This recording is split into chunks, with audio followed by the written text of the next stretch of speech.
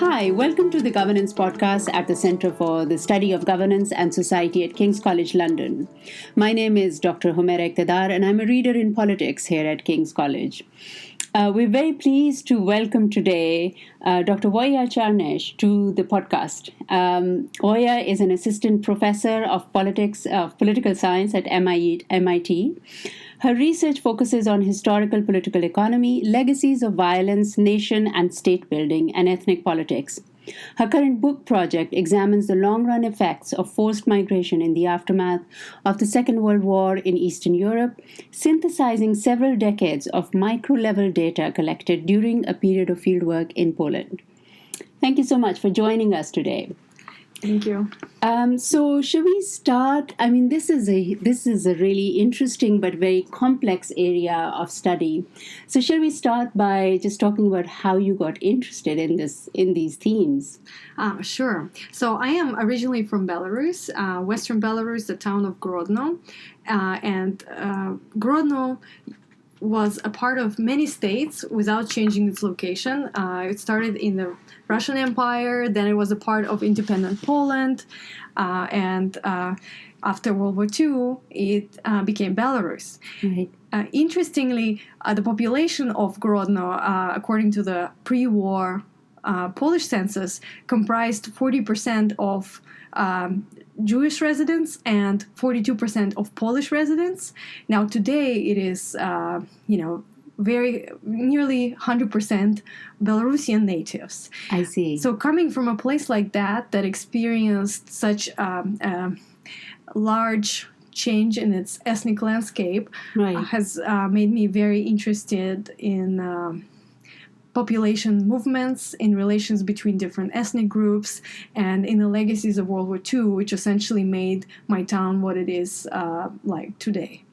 That is really interesting. And, one of the things that is somewhat less studied is certainly the impact that World War II had in this particular way. People associate, other kinds of massive transformations. But Eastern Europe was in particular transformed in a very profound manner. I saw from one of your papers that you basically collected information at the municipality level. Yes. How easy was that? Right. And what is contained in that data? What does it comprise of? So for my book project, I've been studying the legacies of shifts in European borders after World War II, which precipitated population transfers on a mass scale. Right. Much of the border changes and population transfers occurred between Poland and Germany. The territory of Poland was shifted westward. As Winston Churchill said, like a company of soldiers, 2 steps to the left, close ranks. And so Poland acquired a big part of German territory from which the German population was expelled or fled, and this territory was repopulated essentially from scratch by Polish migrants from a number of destinations, including the territories Poland lost to the Soviet Union in the east, as well as central Poland, as well as a number of Western and Southern European countries that before the war had large Polish diasporas. Yeah. And so I spent a year in Poland collecting archival data on the origin of the population in this territory that changed hands from Germany to Poland at the municipality level. It was not easy because this data has not been digitized before. Oh, right. But it also came from a census by the government done in 1948, which meant that it already existed at the municipal level. I also traveled to the region, visiting some of these places that were completely transformed by migration.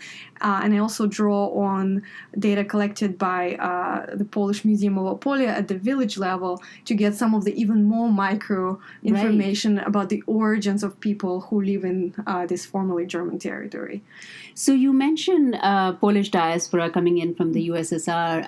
I was curious, is that when you say Polish diaspora, do they speak Polish language? Because one of the things that you talk about in terms of the composition of some of the more heterogeneous municipalities later on is the linguistic diversity as well. But when you say Polish diaspora, you're actually talking about people who speak Polish language. Right. So they speak Polish. They probably speak Polish, a specific dialect, right. Polish with an accent. So interesting thing about Poland is for a long period of time before the end of World War I, Poland was partitioned by three empires, Russian, Prussian, and Austrian Empire. And so Poles living in these different imperial partitions had very different culture.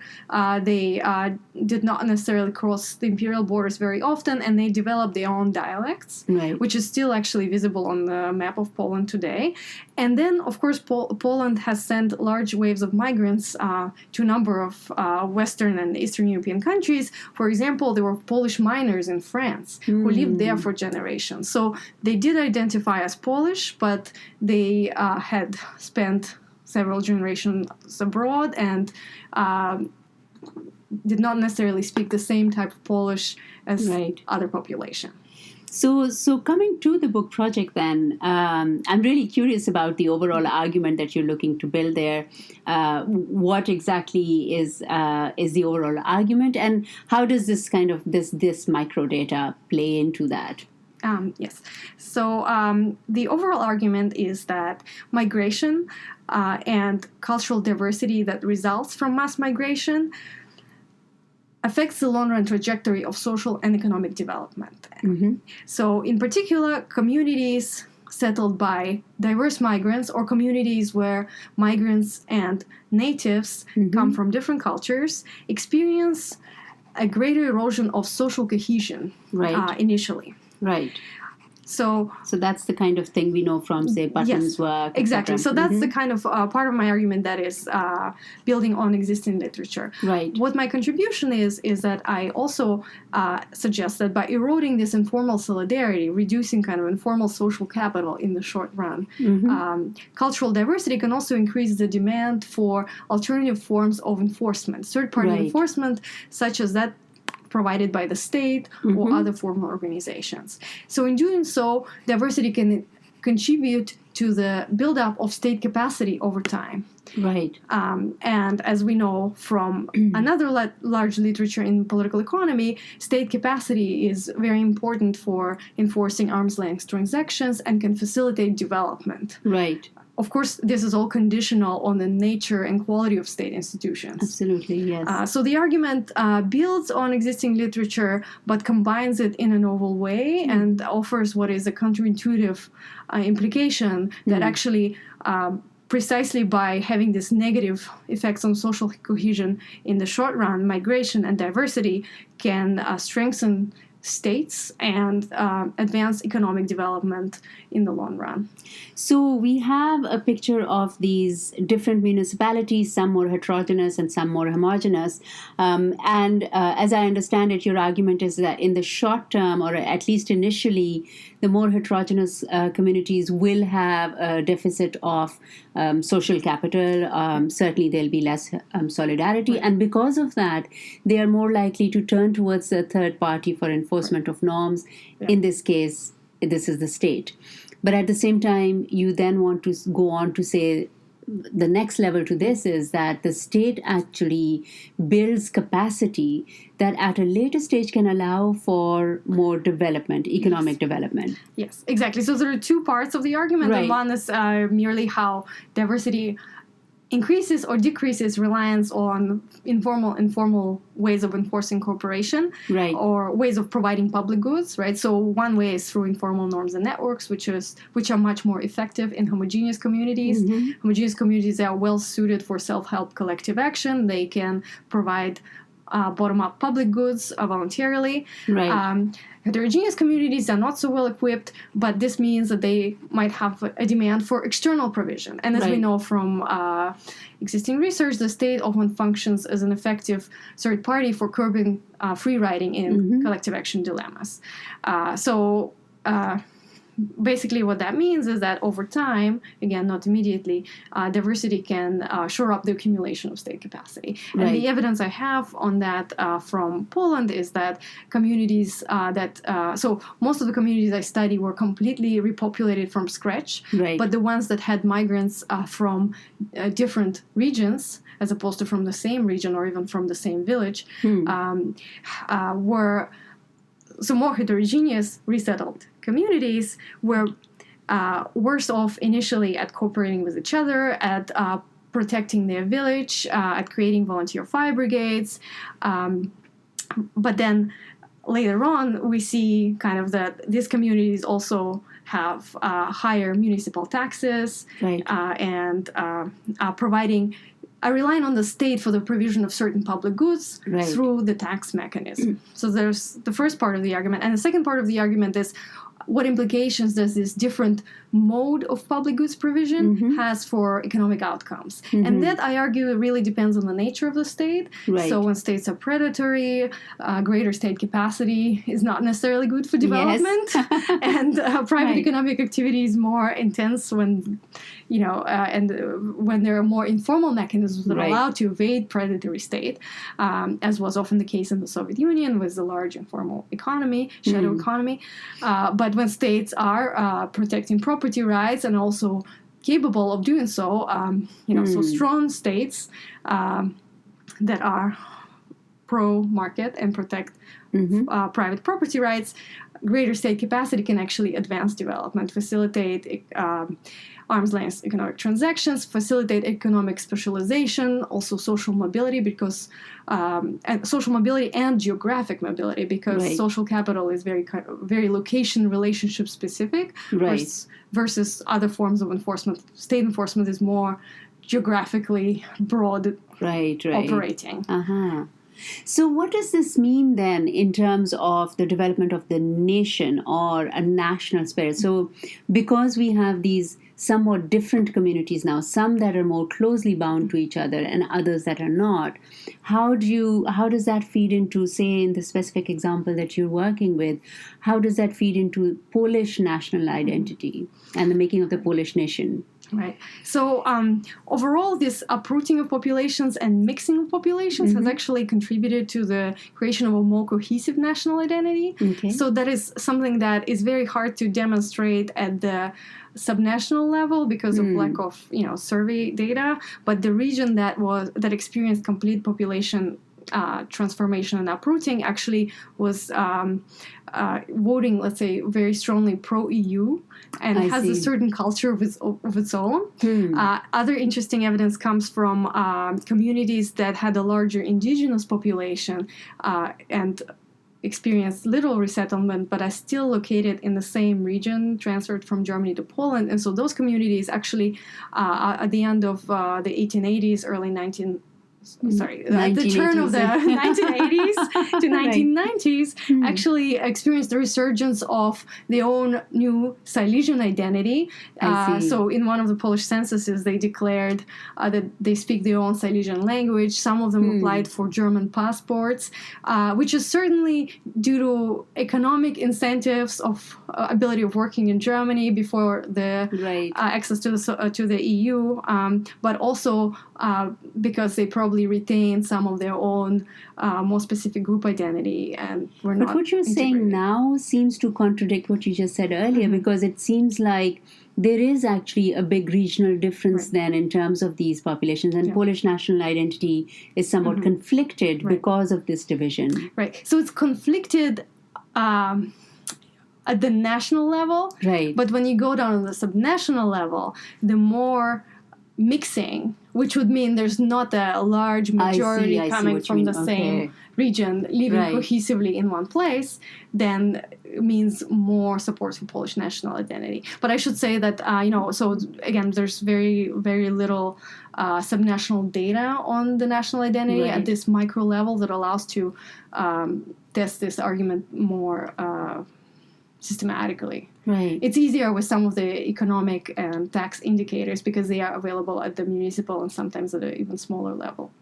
And then thinking about, so you do make a distinction. You do say that depending upon the kind of state, this level of dependence upon the state may or may not lead to economic development. Do you think through, or do you work through different kinds of state responses to communities demanding or working closely with the state? Would you work through different types of states, for instance, in this book? Right. So in the book, I'm planning to draw evidence on Poland, of course, which had 3 different types of institutions. The first period was the Wild West. The German institutions are collapsing and abolished. The Polish institutions never existed in this region until after World War II, so they were being established from scratch. Then there's a period, of state socialism. Now, it's actually a very diverse period that is hard to describe by just one label. Starts with Stalinism, then there's greater liberalization, eventually more private economic activities allowed. So it's, various differences, but overall throughout this period, the state was not good at protecting private property rights, was restricting entrepreneurship, and was, some have argued, a weak and corrupt state. Right? And then there's transition to a market economy, which in Poland actually led to the increase in state capacity. So looking at the administrative personnel, it increased rapidly after the transition as opposed to dropped, which happened in some other post-communist countries. So that's kind of market economy, also, of course, democratization, and the third type of state. Now, of course, in this case, because we have communities that are different in levels of cultural diversity experiencing all of these 3 states at different times, it's pretty hard to conclusively pinpoint the effect of these institutions. So I'm hoping to do more on that by bringing comparisons of other European states that experienced forced migration after the war. So most importantly, Germany was the country also dramatically transformed through the arrival of forced migrants. So German expellees, some over 8 million of German expellees arrived to Western Germany and were distributed to predominantly rural, homogeneous areas where the housing after the war was not destroyed. And so it's interesting to see how their arrival has affected local communities. And so this is very preliminary, but there is some evidence that the need to support these forced migrants has actually contributed to an increase in local taxes. Also, we know that the refugees were placing higher demands on the state. They lacked local networks. They often went to courts to get the housing that was granted to them or justified to them by the law, because the locals were not necessarily willing to share. So the German law on the redistribution of war burdens, Lastenausgleichgesetz, was adopted in part to address this refugee problem. And certainly there was also diversity as a result of this population transfer. Of course, many think about post-World War II population transfers as creating ethnically homogeneous states, which is not incorrect. But then again, at the subnational level, this brought tremendous diversification of local life. So in Germany, some migrants historically lived in Eastern European states for many generations, and then they arrived in this German Reich that, they arrived in Western Germany that was not familiar to them. Some of them actually did come from German territory, transferred to Poland, that was part of Germany historically for a long period of time, so they probably shared norms and language, but they also often differed in their denomination from the population in place. So Catholic migrants arrived to Protestant communities and vice versa. So that also brought new tensions and affected relations with the natives. So I would predict that also had ramifications for institutional development, for the increased role in the state in providing for this population and mediating between different groups of migrants and migrants and natives, and perhaps also had important economic effects by modernizing the countryside, diversifying local economies.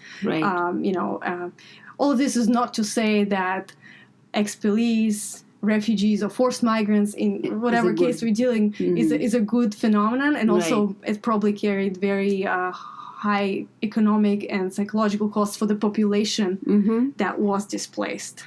Yeah, I guess, the larger implication that I drew from what you're saying is more that that heterogeneous communities, contrary to, say, what may have us believe, that there is it's a more complex relationship between communities, diversity, and economic development in particular, than this kind of singular notion that, the more homogenous a community is, the more the social capital there might be, and in some ways the more, prosperity, etc. we may see there. So I guess one of the larger implications of your research is just this slightly more complex and more complicated understanding of the role of heterogeneous communities in supporting economic development. And this, I guess, another implication, again, thinking about the American context right now, there's a lot of debate about whether migrants bring economic development or economic prosperity, whether they contribute, are they an economic burden or are they an economic advantage? And I'm assuming, some of the implications of your research will feed into that kind of a conversation. Yes, exactly. So I think, a biggest implication is that immigration and cultural heterogeneity can actually be a good thing, especially in the somewhat more long term, right? Which means it's also important when we try to understand the consequences of migration and diversity to look at outcomes at different periods of time, which can, will turn out to be a much more complex relationship that may be than perhaps initially assumed. It also suggests something about the importance of the role of the state in actually enabling migrants or refugees to contribute to the whole society, addressing some of their welfare needs, also mediating between them and the native population, and because certainly history shows, and we see today, that the relationship between the natives and the migrants is often contentious. The native population is not happy about large numbers of migrants and refugees, as was always the case, even when there were perhaps arguably smaller cultural differences in states like Germany and German expellees joining their compatriots in Western Germany. So this is inevitable, but states can really play an important role in facilitating assimilation, providing for these communities, and enabling refugees or migrants to really contribute to the local economies. Yes, no, it's interesting you mentioned the relatively small differences because, the context that I work on in terms of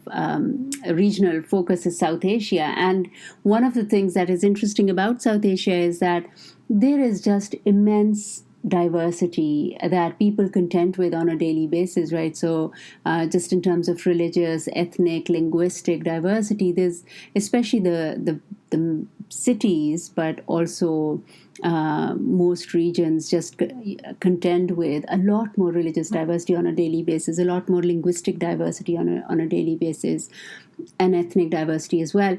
So I was curious, this is kind of slightly out of scope in terms of your, directly what you work on. But I was just curious about the levels of homogenization that are acceptable in popular imagination, right? So, or the levels of diversity that are acceptable in popular imagination. Because it seems to me that within the European context, there's greater acceptance of homogeneity.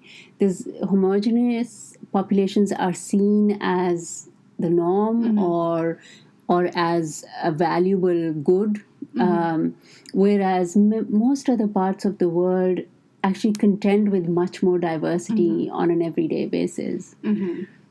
Yeah, so that's a difficult question, right? So one thing I would say is certainly the extent of cultural difference matters. It matters for relationships between individuals. It matters for individuals' relationship with the state, which often represents the dominant ethnic group and can interact and regulate and often even be discriminating in favor of this majority group.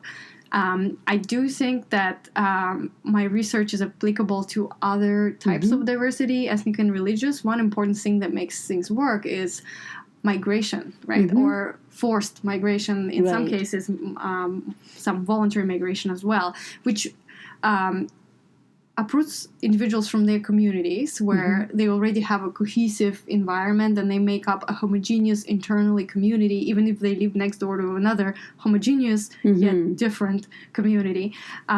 So some kind of uprooting and mixing is necessary for the theory to work, right? So we already see historical developments where, some have argued that ethnicity itself developed to facilitate collective action and public goods provision, right? So this happened before states developed. And now that this is in place, it probably affects just how much need there is for this kind of external party, third-party mediation in this case, right? So I think it's maybe for me it's less about actual cultural difference and more about how groups are distributed and whether there is some kind of mixing between them, which oftentimes is the result of migration and specific patterns of resettlement, because as we know, people segregate, self-segregate, are segregated by others, and migrants often arrive into ethnic enclaves. And so when we see that, then migration and diversity will have different implications for state development and economic outcomes as well.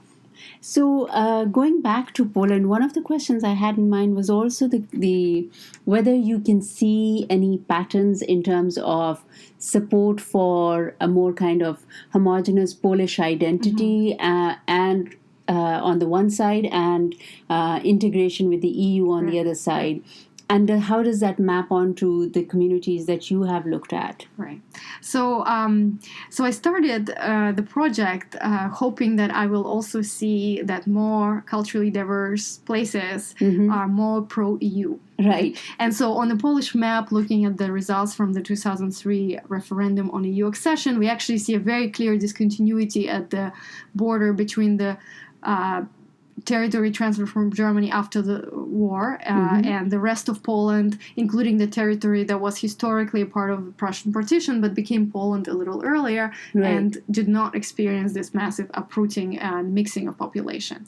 However, when I started analyzing this within the territory that was repopulated and looking at municipal level diversity, I did not find very strong results. So puzzlingly, there are no strong differences in preferences. I found somewhat more diverse, party preferences. Like the more parties, if we were to treat votes for each party as its own preference, there's more diverse preferences and more diverse communities. Right. But there's no clear relationship between support for a specific political party, pro-EU, pro-Polish identity, more religious or conservative, and the amount of diversity historically in this municipality within the resettled region. Okay. So what I hear you puzzling.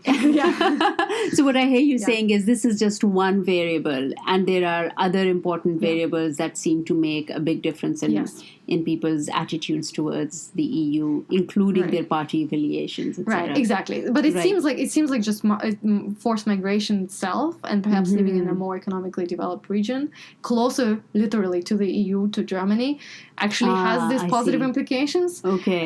But diversity in migrants' origins itself does not. Okay. And so with party preferences, there are many differences, many reasons for this. One, perhaps strategic voting. When voting is at the district level aggregated, it makes no sense to, support different parties in different municipalities. So that's just a very kind of one possible explanation. Right. But it's also, it's also true that many of these areas have been homogenized and assimilated over time. So perhaps these differences in political preferences have simply weakened, but investments in state capacity, turned out to be more persistent. Right. And actually, with that, I wanted to return to the question of state socialism. And I thought you said something very interesting about, this idea that we say state socialism and we use it as a black box almost, and a lot of things are put into it. And you wanted us to be alive to a variation in what state socialism might actually entail. So again, with this particular example, how would you break down state socialism? What are the different stages, or what are the different versions? Right. So the kind of the first earliest years of state socialism in Poland, actually I would call them the Stalinist years. Right. So in Poland, Stalinism lasted from approximately 1948, though that date is, can be contested, until 1956, which was a few years after the death of Stalin. So during this time, there was very kind of strong state control over all aspects of the economy, mass industrialization, all type of private economic activity was banned, and there was an attempt to collectivize agriculture, which was actually especially successful in this resettled western part of Poland for a number of reasons, including probably the fact that the population was weak and uprooted. So during this period, shadow economy certainly existed, but it was much more punishable and much more problematic, and the state was just more kind of a monolithic, trying to suppress all expressions of political activity. Now, data from this period are also very hard to get, especially at the fine-grained level. So did they not collect? I think somewhat was collected, somewhat is hard to find in the archive, and somewhat is at the larger administrative level. Right. So it's collected but just stored at a higher administrative level. Right. I see. So there are some indicators from the 1950 census on, let's say, share of population in industrial occupations and agriculture. So there's that information. That census also asks again about the origins of population at the county level, which is a larger level of aggregation than what I use. Right. So there is some data, but it's just like at 1950, which is a little bit too early to understand the full effects of Stalinism.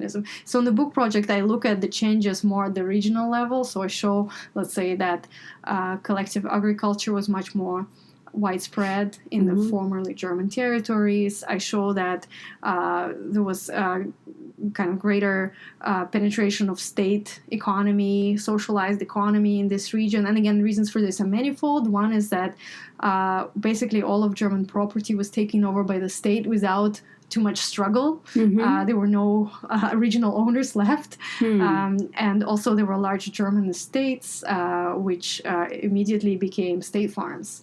State also tried to incentivize cooperatives and kind of change the population's ways. And again, it was easy in the areas that were forcibly repopulated. Right.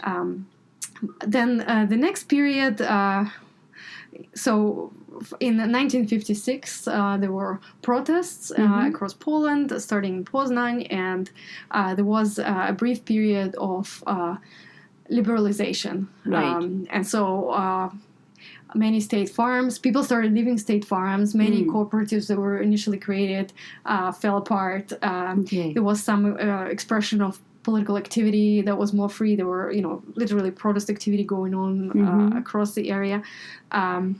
So that started a period of also different attitude toward private economic activity. I see. Which was liberalized further and further through the 70s and especially in the 80s. Okay. So in Poland, unlike in many countries in the Soviet Union, it was possible to have your own private small business. Right. Oftentimes this was in so-called handicrafts, which were, small shoemaking business, shoe repairing business, things like that. So there's certainly important limitations on how many of those could exist in a given locality, probably problems with licensing, but this was possible. People were also growing a lot of their food. They could sell it formally and informally. So basically there was a period of economic and political liberalization that culminated, of course, at the end of the 80s with, the 1888 law that allowed all kinds of private economic activity. But I think the popular misconception about state socialism in Poland is that until the transition to the market and democracy, no private economic activity legally was possible. And that is not true. Right. It was definitely possible and actually happened. And actually happened quite a bit. It's just that, and throughout the 80s, the number of private enterprises kept increasing. It's just that they were still very kind of suffering from a lot of problems with state enforcement, and shadow economy was still prospering, and the state share of economic activity was still very high. Okay. Thank you. That's all very interesting, and I'm very, very much looking forward to reading your book when when it comes out. Thank you very much for sharing your thoughts and discussing these ideas with us. Thanks for the thought-provoking questions. I have a lot to think about now. Well, I mean, this looks like a fantastic project. So with that, I think we'll end. To our listeners, thank you for joining us on this episode of the Governance Podcast with Volha here. Volha, thank you very much for the conversation. And to learn more about our upcoming podcasts and events at the Center, please follow us on Facebook, Twitter, and Instagram. In the meantime, we look forward to seeing you again soon on the Governance Podcast. Thank you.